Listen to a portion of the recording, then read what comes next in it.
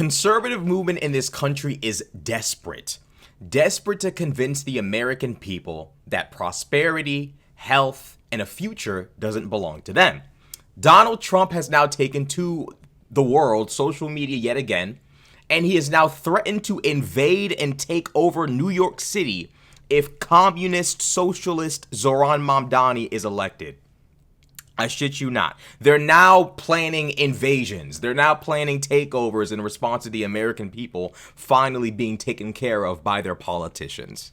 I used to say we will not ever be a socialist country, right?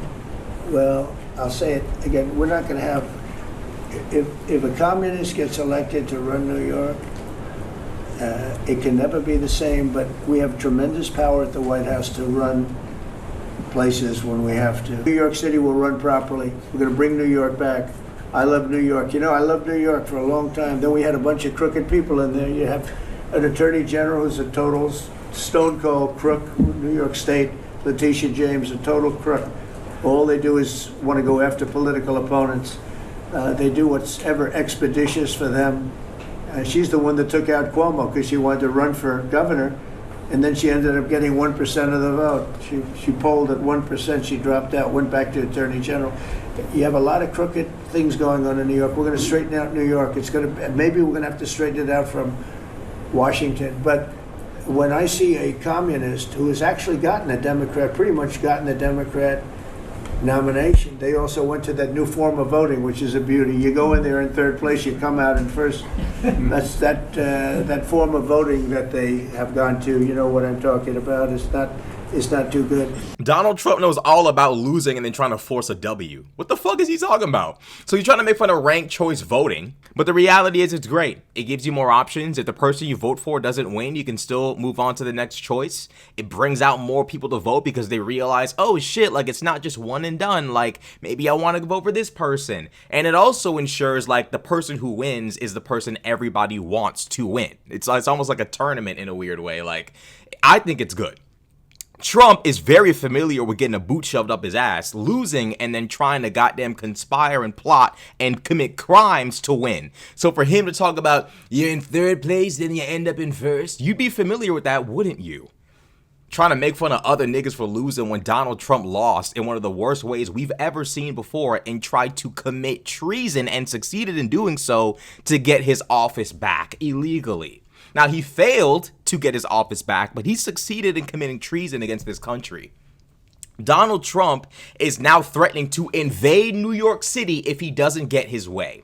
Now, it's cool when Donald Trump and the Republican Party passes the big bullshit bill and destroys America's economy, environment, economic future. That's okay because it's capitalism and it's hard work and it's bootstrapism, so it's okay. But if the Muslim guy comes in and says, what if I just spent your money on you? Now all of a sudden he's the devil, he must be stopped, oh my god, and I love New York and we're gonna take New York back, we're gonna take it back. Take it back to do what?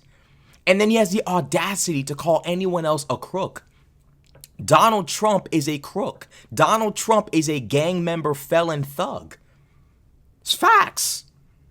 Conservatives love to use that kind of terminology until it's someone they support staring them right in the face. Now he's a businessman, a soldier of God. He loves God.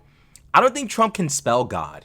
And it's only 3 letters. Like, let's keep it 100. Donald Trump, if you ask Trump to spell God, he just typed Trump. Like, let's be serious here. Donald Trump is threatening to invade the city of New York, the state and the city itself, simply because they made a choice he doesn't like. Because they made a choice he doesn't like. That is why he is threatening to do this. Because they're choosing to embrace an economic model for the future that benefits the people of New York and not the ultra wealthy. Did you see how all those establishment Democrats came together to join forces like Voltron to stop Zohran Mamdani? Andrew Cuomo, Chris Cuomo, Eric Adams, the whole establishment came together and said, oh, no. They tried to stop him. They tried to stop him. Because the Democratic Party, unfortunately, is exactly what the leftists and progressives call them, soft. They're soft, they're not serious, they don't want it badly enough, and they're not progressive enough economically. They don't want what's best for this country. They don't have the balls to support it. But the reality is, Donald Trump and the right have gone so radical that we have no choice but to actually mount up and say, all right, if that's the direction they want to go, let's propose the opposite. The big, beautiful bill has received nothing but negativity from the American people. Now is the time to show the American people there is an alternative to the big bullshit bill. There's an alternative. It's not just Zohran Mamdani. Zohran Mamdani is one man representing an ideology that many people align with. If the Democratic Party was smart, they'd realize this is one of our guys. We need to back him, support him, get behind him, because the radical conservative right is going to attack him and try to bring him down. As the president of the United States is threatening to invade New York City for electing someone, the establishment Democrats rally behind Trump and his cronies to take Zohran Mamdani down. The Democratic Party don't have their head in the game. These people are too old, they're too feeble, they're out of the loop, they don't understand the youth, they don't understand shit. They literally are walking around Bird Box, just wrap around their eyes, they have no idea what is going on.